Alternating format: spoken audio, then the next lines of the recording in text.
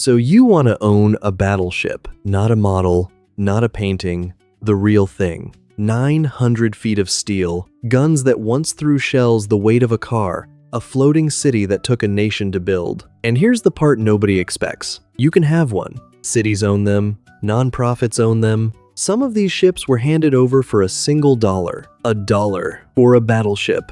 So where's the catch? The catch is everything that comes after the dollar. Because a battleship is not a purchase. It's an adoption. And the thing you're adopting weighs 40,000 tons and is slowly, quietly, every single day trying to sink. This is the ledger of the biggest artifact a private group can own. What it costs to get one, what it costs to keep one, and why the same free ship can save a city's pride or bankrupt it, depending on one number almost nobody looks at until it's too late. Let's start with how you even get one. First though, a number to hold in your head. When people hear free battleship, they picture a bargain. Flip that completely. In this market, free is the most expensive word there is. The dollar on the paperwork is a rounding error. The real price is written in decades, in salt, and in a bill you will not see coming for 20 years. Keep that flipped definition close.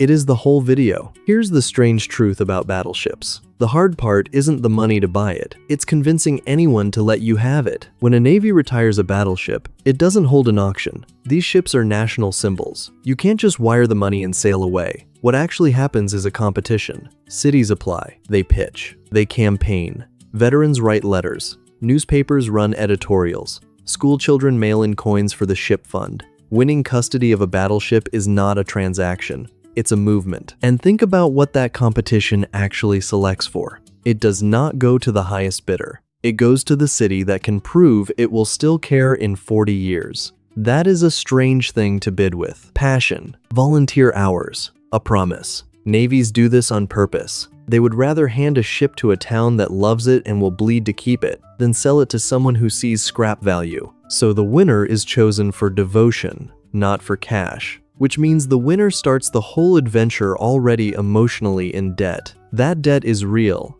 and later, it does real work. And that tells you something economists find bizarre. The cities that win, celebrate. A town that has just signed up for an 8-figure obligation that never ends, throws a parade about it. That's not stupidity. That's the whole secret of this market showing its face. A battleship is bought with money, but it's held with meaning. And the cities that remember only the first half of that sentence become the cautionary tale in the second half of this video. So the ship arrives, towed to its final berth, because most of these have no working engines anymore. And the moment those mooring lines go tight, the meter starts. Forever. Now, walk the deck with me, because the costs hide in plain sight. And this is the trap that gets first-time boards. Everything expensive about a battleship is either invisible or delayed. The stuff you can see, the flag, the paint, the polished brass on the bridge, is cheap and cheerful. The stuff that actually decides the ship's fate hides under your feet and shows up on a calendar decades out. Human beings fund what they can see.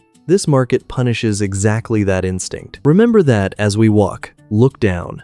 You're standing on wood, acres of teak, the size of city blocks, laid over the steel. That teak expands in summer, shrinks in winter, and rots on its own patient schedule. Replacing it happens section by section, at lumber prices that make homeowners faint. The wood alone for a full redecking is a fundraising drive. The skilled labor to lay it is another one on top. That's why museums sell sponsored planks, your name on a strip of deck, because the deck is the one repair the public can actually see and touch and love. The hull gets the necessary money. The teak gets the romance money. And a healthy ship needs both rivers flowing forever. Now look up.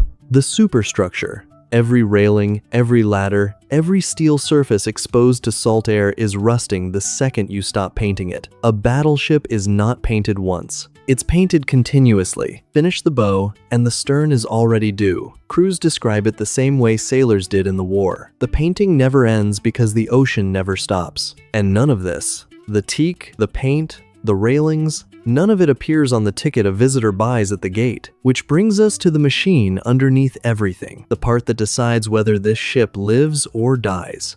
Before we go below, one more thing up here that surprises people. Movement. A battleship this size can barely move at all anymore. no engines, or engines that would cost a fortune to certify. So if the berth ever has to change, if a bridge project comes, if the harbor reworks the waterfront, the ship cannot sail away. It has to be towed, slowly, by tugs, under permits, with the whole city watching. Moving a battleship even a few miles is its own million-dollar event, which is why the berth you pick on day one is, for all practical purposes, permanent. You do not just choose a home for the ship, you marry the water it floats in.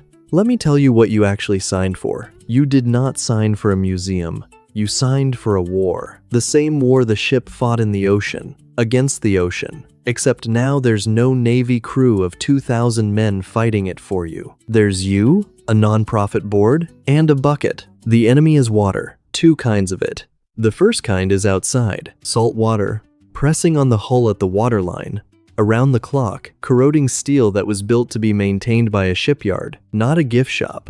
The second kind is worse, because it's inside, rain that finds a way in, condensation, a slow leak in a fitting nobody checked, water pooling in the bottom of a hull the length of 3 football fields, in compartments no visitor ever sees. And to fight that inside water, there's a sound. Go below decks on a struggling battleship and you'll hear it. Pumps, running, a mechanical heartbeat that never stops, moving harbor water back to the harbor, hour after hour, on a utility meter that ticks in the dark. Crews learn that sound the way a parent learns a child's cough. Which pump, which compartment, which pitch means trouble. On the healthiest ships, those pumps are precautionary and mostly silent. On the hardest cases, they're life support, running for years, each kilowatt a small invoice from the sea. That pumping bill never shows up in a brochure. It's the honest metronome of this entire market, keeping time beneath the gift shop.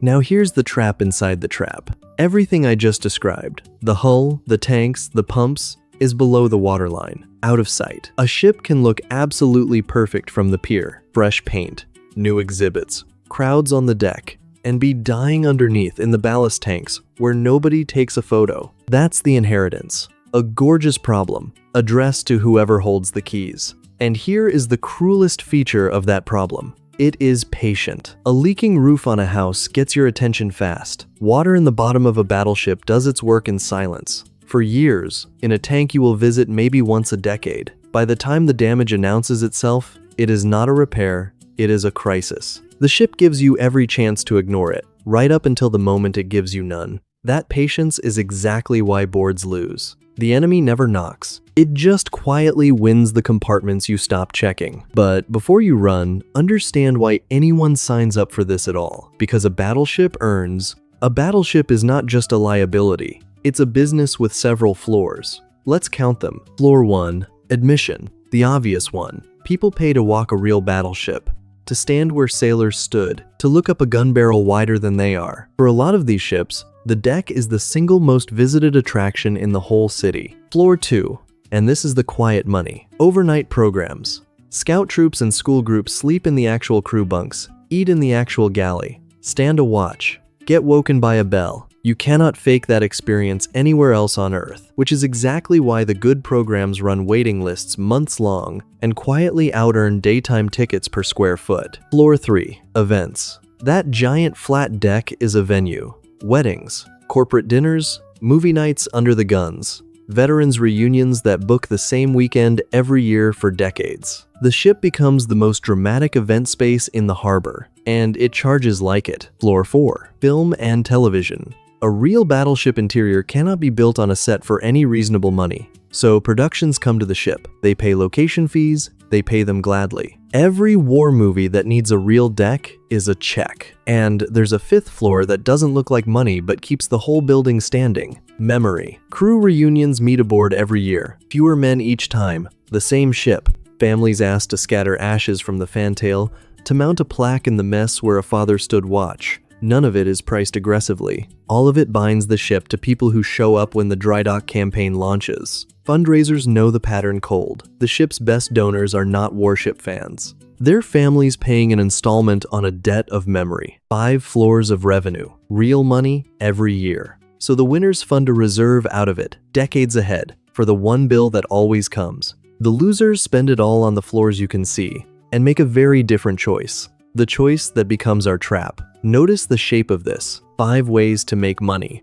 and every single one of them rewards the visible ship. Nobody pays extra because your ballast tanks are sound. Nobody books a wedding because your hull survey came back clean. The revenue loves the parts that photograph. The survival depends on the parts that do not. That mismatch, money chasing the visible while doom hides in the invisible, is the engine of every battleship tragedy you will ever read about. Hold on to it. We are about to watch it play out. Listen to that again. Let me stop on one number, because it's the whole game. The most expensive thing a battleship will ever need is a trip to dry dock. Once every few decades, the ship has to leave its berth, get lifted out of the water, and have its hull repaired where the sea has been eating it. And a battleship dry docking is not a repair bill. It's a catastrophe with a date on it, and the date is the trick. A dry dock bill does not surprise anyone technically. Everybody knows steel and salt water needs the hull tended every couple of decades. The surprise is always financial. The ship has known for 20 years that this bill was coming,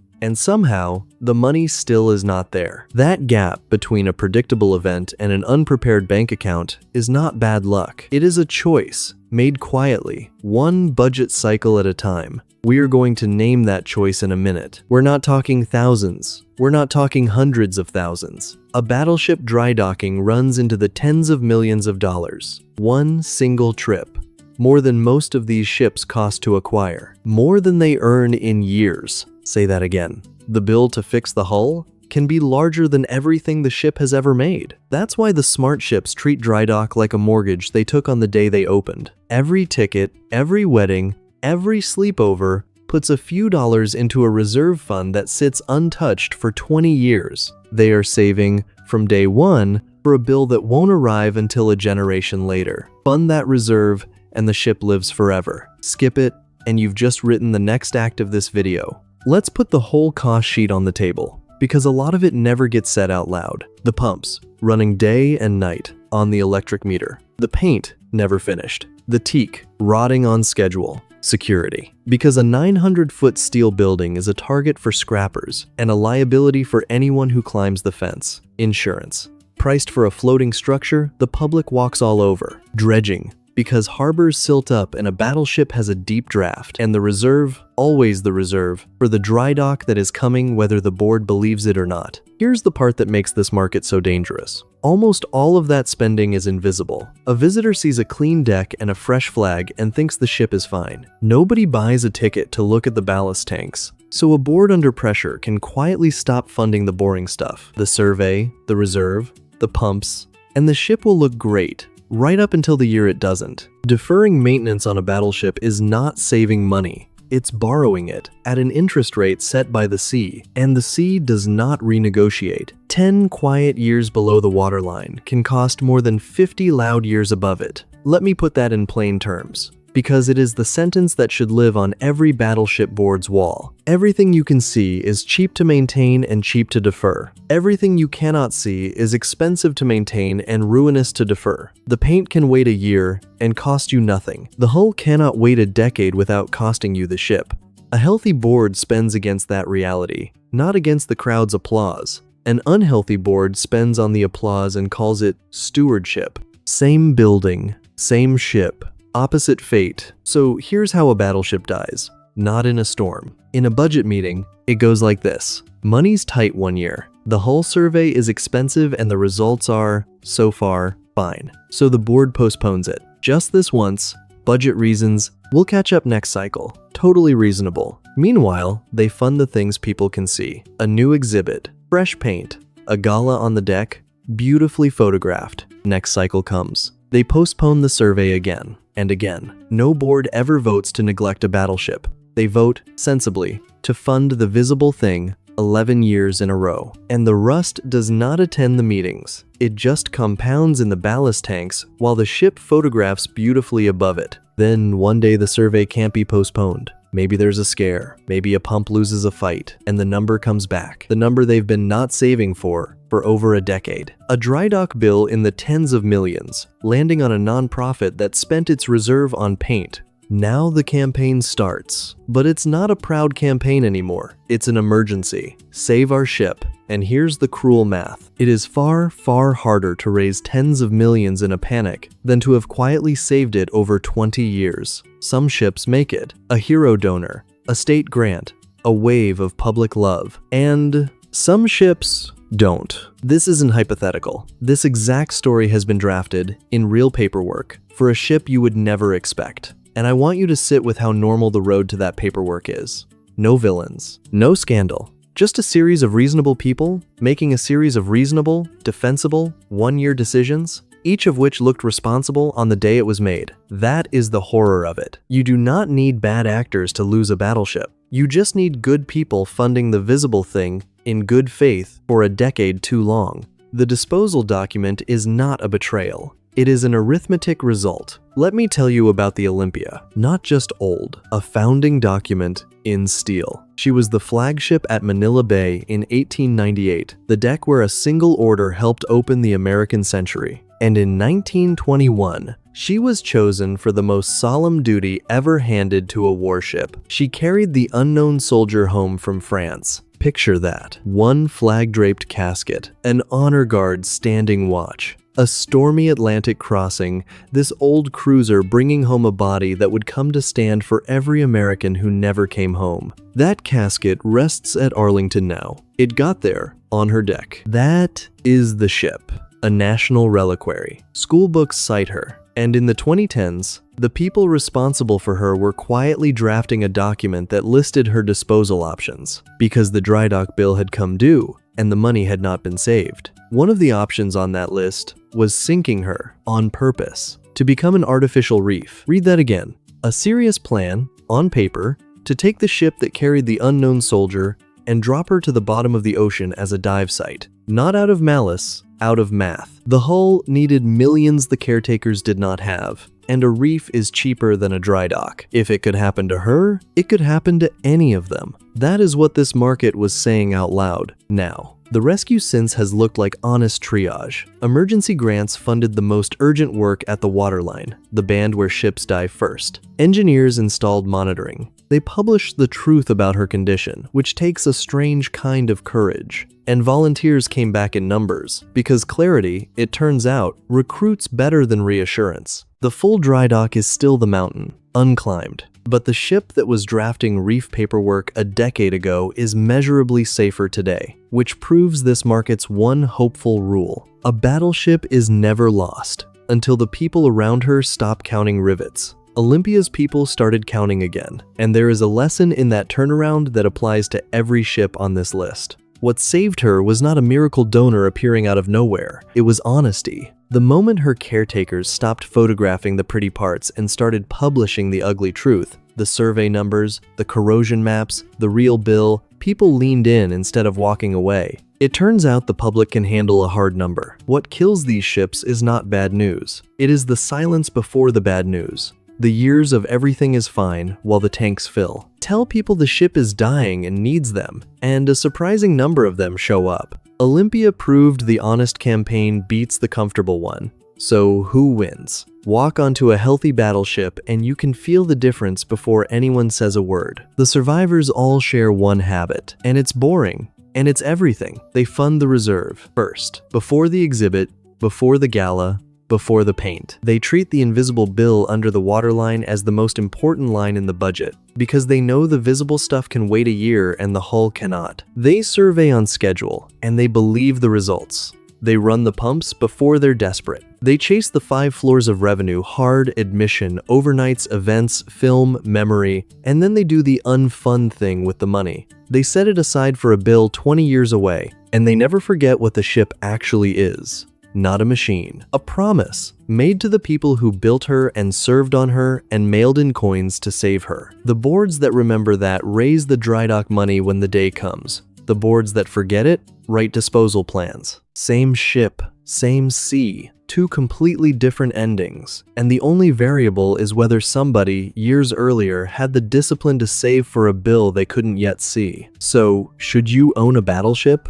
If you're a city or a group with the will to fund the invisible, yes, and it will be one of the proudest things you ever do. The queue wraps the pier. The overnight program books 2 seasons deep, A film crew pays to shoot in the engine room, and the hull survey comes back boring, which is the most beautiful word in this entire business. The reserve grows while the sea sits there, 30 feet away, unpaid. But if you only fund what photographs well, if the reserve is a someday and the survey is a maybe, then you don't own a battleship. You're renting time from the ocean, and the ocean always collects. First, the numbers go red in a tank nobody visits. Then the best compartments close. Then a drydock quote slides across the table like a ransom note, and a ship that survived a world war ends up fighting for its life in a budget meeting decades later against an enemy that never once stopped working. The dollar was never the price. The dollar was the invitation. The price is a promise to fight the sea every day, forever, and to save for the one day the sea sends its biggest bill. Two identical battleships can sit in two harbors.